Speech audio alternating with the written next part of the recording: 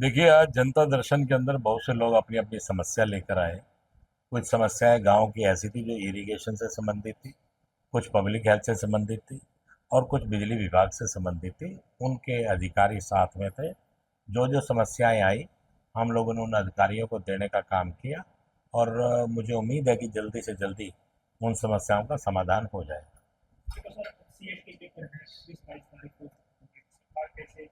देखिए, इसमें माननीय मुख्यमंत्री जी का सख्त आदेश है कि जो बच्चे दूरी से आएंगे उनकी रहने की व्यवस्थाएं पूर्ण रूप से अच्छी हो, जिसकी जिम्मेवारी डीसी महोदय को और हमारी पार्टी के अध्यक्ष की लगाई गई है।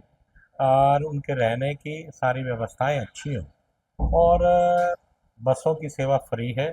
और साथ में एक परिवार में जैसे महिलाएं बच्चियां आ रही हैं तो उनके साथ एक व्यक्ति भी आ सकता है जिसका कोई पैसा नहीं लगेगा। वहीं पर एक निवेदन और किया गया है कि आम नागरिक से कि जिसको उस दिन काम हो वही घर से बाहर निकले, ताकि क्योंकि उस दिन बहुत जाम रहेगा, ताकि बच्चे किसी भी कारण से बच्चों को देरी ना हो। जिसे बड़ी आवश्यकता है काम से संबंधित वही घर से बाहर निकले कहीं जाने के लिए। ये भी निवेदन किया गया।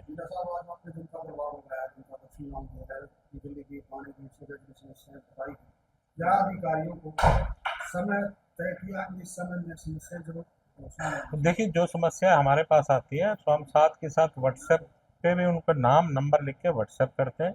और बाकायदा हम उन लोगों को कहते हैं, आपको अगर एक दो दिन में कोई रिपोर्ट नहीं मिलती या आपसे कोई अधिकारी बात नहीं करता तो आप हमें जवाब देंगे, ताकि उस पर हम लोग फिर दोबारा संज्ञान ले सकें।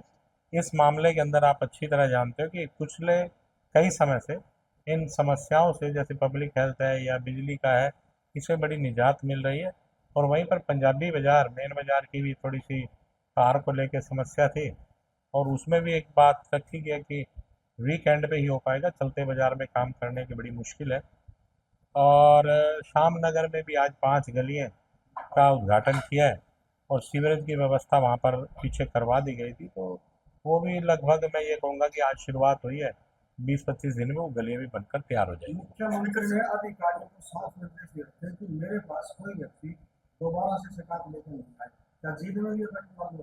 देखिए, मुख्यमंत्री इसमें पूरी, मैं ये कह सकता हूँ कि पूरे मूड में और सख्त, जो एक भ्रम फैलाया जा रहा है विपक्ष के द्वारा कि अधिकारी सुनते नहीं है, ये विपक्ष के द्वारा फैलाया भ्रम है। इस भ्रम को तोड़ने का काम किया गया है।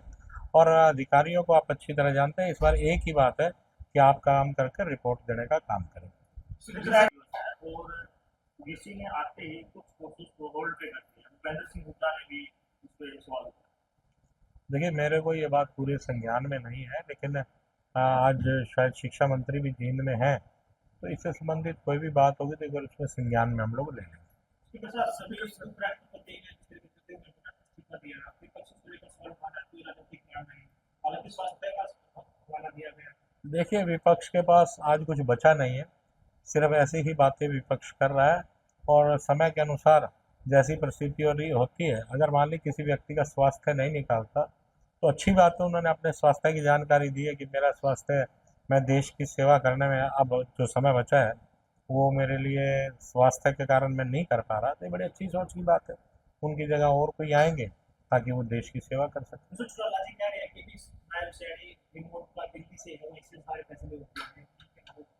देखिए, अब इस बारे में कहना बड़ा मुश्किल है कि वो किस तरह से इस बात को कह रहे हैं। आज आप देखिए, जितना भी काम हमारे प्रांत के माननीय मुख्यमंत्री कर रहे हैं, ऐसा नहीं कि दिल्ली से पूछ के कर रहे हैं। हाँ, दिल्ली से पैसा चाहिए, वो तो प्रत्येक प्रांत का जो चीफ मिनिस्टर है वो लेता है, चाहे पक्ष का चाहे विपक्ष का हो। तो इसका दिल्ली से इसका कोई लेना देना नहीं है, वो अपने स्वयं डिसीजन लेते हैं। सबसे पहले ये भी कह रहे हैं कि जो मुख्यमंत्री है नायब सैनी से अच्छा कार्यकाल ओवरऑल कट्टर का रहा है वो सबसे अच्छा। देखिए, उन्होंने लगभग 9.5 साल का कार्यकाल दिया है बाबूजी मनोहर लाल जी ने, और उन्होंने ऐसी ऐसी पॉलिसीज बनाई है जो पूरे हिंदुस्तान में अब कोई ना कोई स्टेट उसको काम करने का काम कर रही है।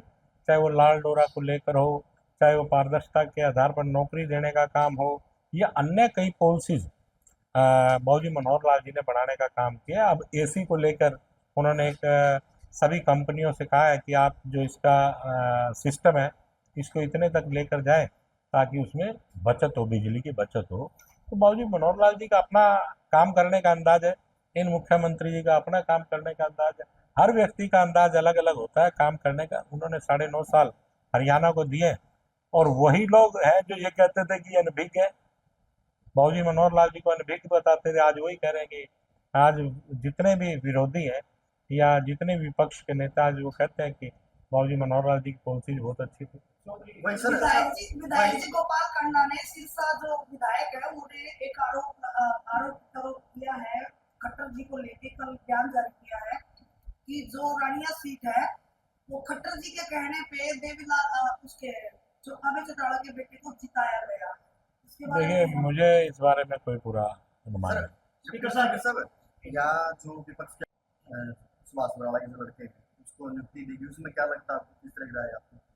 देखिए, ये कानूनी व्यवस्था क्या है इस बारे में कुछ कहना मुश्किल है। ठीक है, उनका नाम आया है तो जो है तो उसको, गलत है कि सही है? देखिए इसको जो नाम दिया तो उस बारे में उन्हीं को मालूम होगा। चल रहा है छेड़खानी का चलिए, उसमें कानून अपना काम कर रहा है और इसमें क्या है वो आपको। 12 साल यूनिवर्सिटी को हो गया, राइट ऑफ फैकल्टी नहीं लगी तक, काफी समस्याएं बच्चों को आ रही है, तो आपकी तरफ से क्या प्रयास किया जा रहा है? लंबे समय से आप क्या लेके रह रहे हैं? देखिए, इस यूनिवर्सिटी एक रीजनल सेंटर था।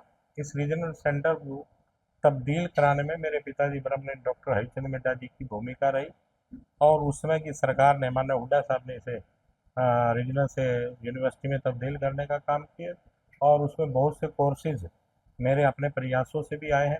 लेकिन फिर भी जो कुछ कमियां हैं, उन कमियों को भी हम दूर करने का प्रयास करेंगे। वहीं आज हमारी शिक्षा मंत्री माननीय महिपाल ढांडा जी आज पहुँचे हैं, तो मैं ये मान के चल रहा हूँ कि आज ही लगभग सभी समस्याओं का हल हो जाएगा। बस गड़बड़ हो जाती है तो उसका बैकअप की भी कोई व्यवस्था है? देखिए, अगर बाई चांस ऐसी कोई दिक्कत आती है तो साथ ही साथ की जाएगी। मुख्यमंत्री जी की एक विशेष थी, किसी गांव से अगर 200 बच्चों के आसपास है तो बस उसी गांव से ही लेकर जाएगी उन बच्चों को।